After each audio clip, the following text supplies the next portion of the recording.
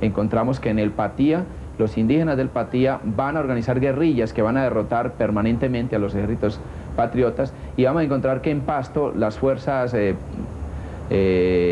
realistas se van a conformar fundamentalmente por mestizos indígenas, quienes van a infligir derrota tras derrota a los ejércitos patriotas, quienes finalmente logran una negociación solo porque Sucre logra la incorporación de la provincia de Quito y los realistas ya no tienen territorio donde refugiarse. A partir de ese momento se produce una negociación con la élite de Popayán que va a llevar a que los sectores terratenientes apoyen el proyecto independentista bajo sus condiciones. Estas condiciones son que se mantiene el statu quo, es decir, la hacienda se mantiene como tal, los esclavos se mantienen como esclavos y los indios se mantienen como indios. Por razones familiares, el Patía era una zona en la que José María Obando era líder indiscutible, con gran ascendiente entre los guerrilleros realistas. Estos hombres, bajo el mando de Obando, impidieron el paso de las tropas patriotas hacia el sur. En marzo de 1821 se firma un armisticio entre Bolívar y Morillo, en el que los realistas ocuparán la zona al sur del río Mayo. Más tarde Obando y Pedro León Torres ampliarán las condiciones al declarar una extensa zona de la región como neutral. Durante esta época, Obando evalúa la situación y decide hacer parte de las tropas republicanas. Entre las misiones que debía cumplir Obando al mando de Bolívar se encontraba la de someter al líder realista Agustín Agualongo en Pasto. Vemos que Agustín Agualongo había logrado un gran ascendiente en la población, no solo aquí, en el sector del Cabildo, en el sector del pueblo, sino en áreas de lo que hoy es la República del Ecuador. Las distintas regiones que hoy conforman el país se vieron afectadas por estas guerras de independencia. El Gran Cauca no era ajeno a esta situación y, por el contrario, fue donde las consecuencias se sintieron de manera más dramática. Nariño, por sus resistencias realistas, fue quizá la zona que perdió más vidas y cuya economía se vio más deteriorada. En el Valle del Cauca, los grandes hacendados vieron afectada su hegemonía, mientras las pequeñas comunidades campesinas encontraron en estas guerras la posibilidad de independizarse, pero más que del régimen español, del régimen impuesto por la institución de la hacienda. Yo siempre he dicho que si la independencia fue costosa para nosotros, para Pasto, la defensa de España tuvo un precio mucho más alto. Por eso, al final de la guerra de independencia, Pasto queda totalmente deprimido, acabada su fuerza de trabajo, acabadas sus cementeras, las tierras abandonadas. Los libertadores, con su proyecto patriota, por afanarse a construir el Estado, se olvidaron de construir una nación. El afán era de ver cómo se iba a gobernar, si era el federalismo o era el centralismo, la alternativa, es decir, el afán de construir ese Estado. Por otra parte, las medidas republicanas que se van a referir a la educación van a hacer que aquí se van a desarrollar las ideas de igualdad, libertad, fraternidad, y que se va entronizando un pensamiento francés e inglés que tiene que ver con la libertad, la igualdad y la fraternidad. Comienza a implementarse el libre cambio y la gente comienza a cuestionar los tradicionales lazos de sucesión. Toda esta gran crisis va a llevar a que las élites de la gobernación de Popayán vean el proyecto republicano como una aventura muy peligrosa. Y el hecho de que lo vean como una aventura muy peligrosa va a hacer que se va a formar aquí un cuerpo político con capacidad para enfrentar las ideas liberales que se están desarrollando desde el Estado central. Es decir, va a haber una idea clara de región antagonizando un lugar central plasmado en Bogotá.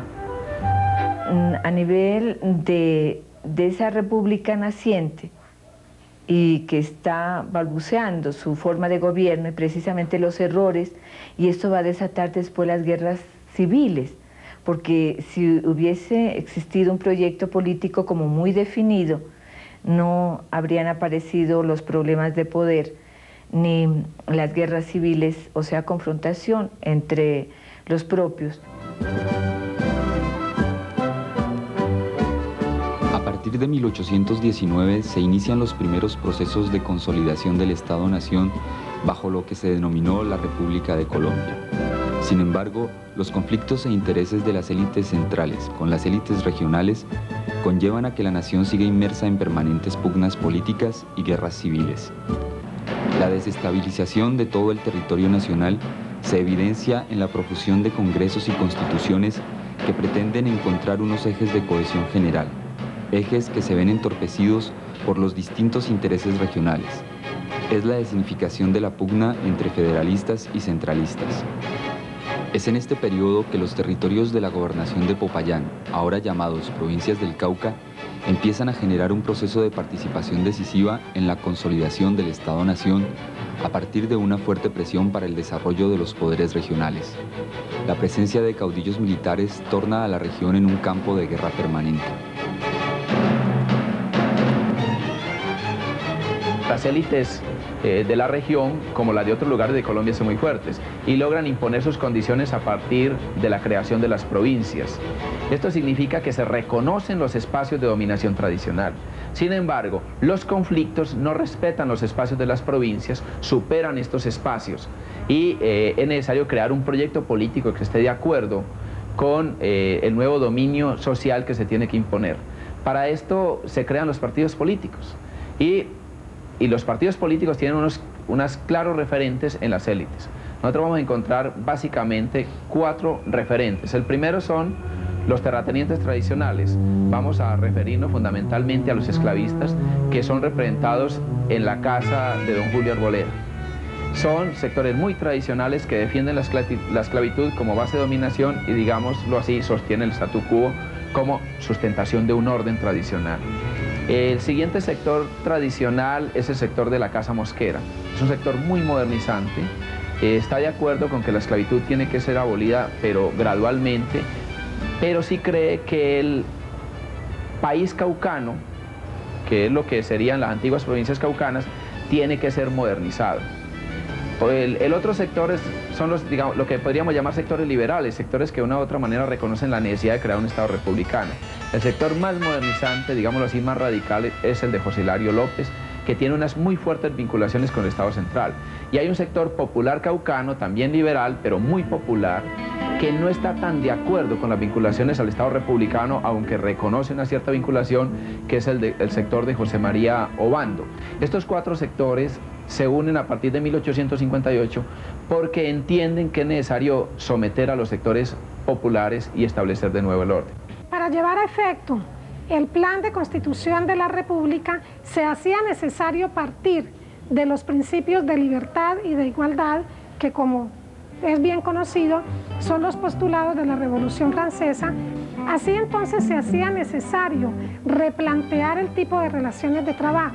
Entonces una de las primeras situaciones que se resuelve es la de la condición de los esclavos, dictándose leyes por las cuales se habla de que se acabará la esclavitud paulatinamente, eso sí, con una serie de condiciones, pero previéndose que para finalizado el año 1851 se termine la esclavitud en Colombia. Esta situación indudablemente afecta al suroccidente colombiano y por ende a Popayán, al altiplano o a la provincia de Popayán. Las reformas dictadas en 1821, que fueron conduciendo a la abolición de la esclavitud, tenían que ver con la libertad de vientres y procesos de manumisión. Frente a la decadencia de la minería como estructura económica y la consiguiente crisis de la hacienda, se hacía necesario entrar en contacto con los mercados mundiales e ingresar en procesos de exportaciones agrícolas. Para lograr este objetivo, era necesario que los antiguos esclavos fueran libres para vender, comprar y ser contratados libremente y empezar a ser parte de la nueva sociedad de consumo.